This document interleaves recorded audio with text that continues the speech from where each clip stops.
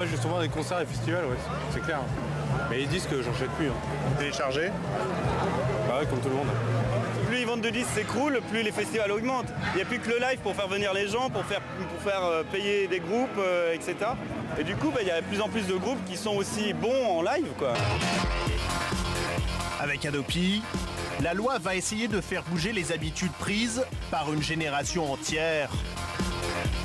Mais cela est-il possible? Et cette loi peut-elle être efficace?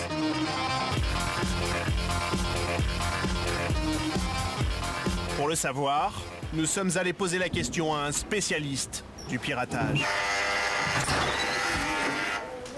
Bonjour.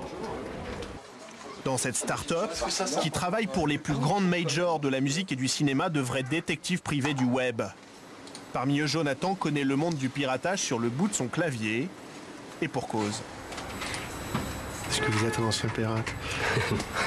Bon, on va dire que je suis passé par là, mais bon, on va pas pouvoir dire que je suis un pirate confirmé, mais... Vous l'avez été? Ouais. C'est comme ça que vous avez été recruté ici? Ouais.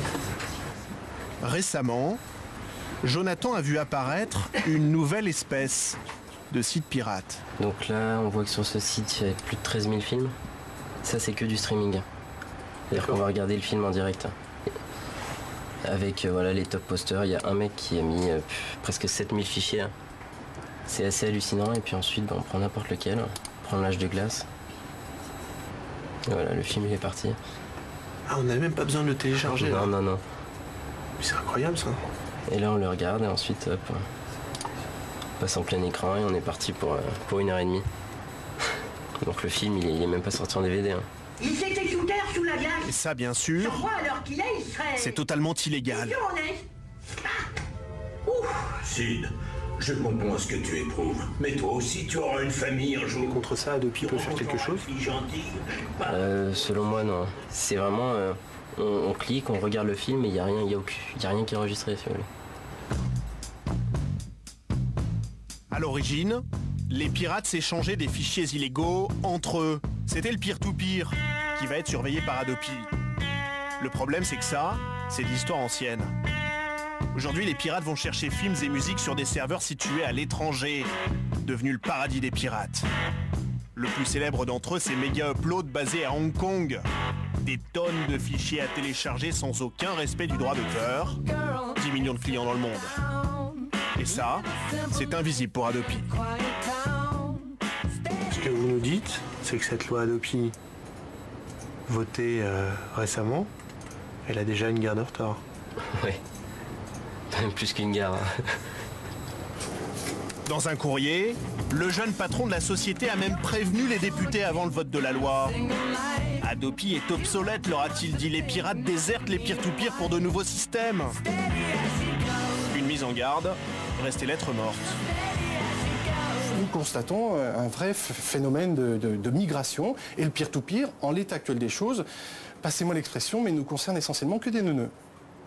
C'est-à-dire qu'il n'y a que ceux qui n'y connaissent rien. Exactement, voilà. Donc les gens qui risquent de se faire prendre et recevoir des recommandés sont forcément des gens qui ne sont pas forcément soit au fait de la chose ou des neuneux. Voilà. Et les autres, les vrais pirates, ils sont où? Ah bah ils ont migré depuis longtemps.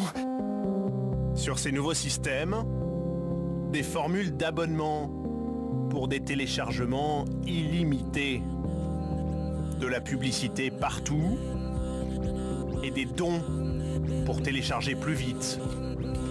En clair, plus de partage entre internautes, mais un business avec beaucoup d'argent en jeu.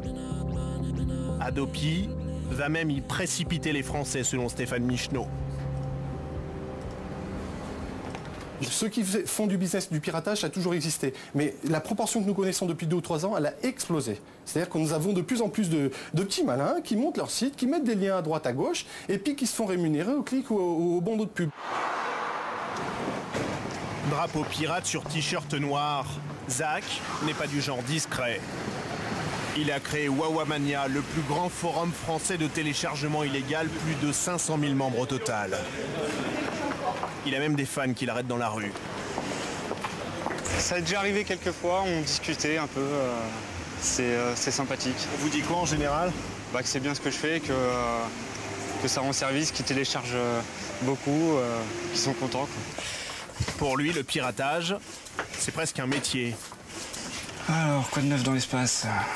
C'est sur un PC à 500 € que Zach a créé son site il y a 3 ans. Une activité à plein temps. À peu près une dizaine d'heures par jour.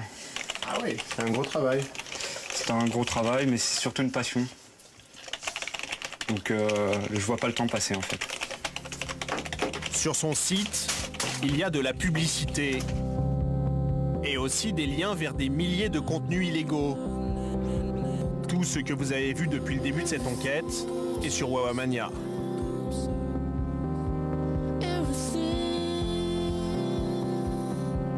La culture pour tous. C'est notre optique. Ces derniers temps, le site connaît un énorme succès et Zach doit même refuser les inscriptions. Car chez lui, on est à l'abri d'Adopi. Les 500 000 membres de Wawamania, ils risquent rien? Ils risquent rien. La loi est périmée, elle ne vaut rien sur les nouvelles plateformes de téléchargement. Adopi peut pas s'attaquer à votre site? Pas du tout. Les serveurs étant hébergés à l'étranger, Adopi, l'État français n'a pas accès aux adresses IP des membres du forum. Mais Adopi, ça sert à quoi alors? À rien. En juin dernier, Zach a été interpellé et placé en garde à vue pendant 48 heures. La police l'accuse de gagner environ 4 000 € chaque mois grâce à la pub sur son site. Bonjour, j'avais rendez-vous avec Maître Roman. Oui, je veux bien. Merci. Mais le jeune homme est quasi intouchable. Ses bases de données sont en Hollande. Son site est enregistré dans les îles Samoa et sa régie publicitaire est en Israël.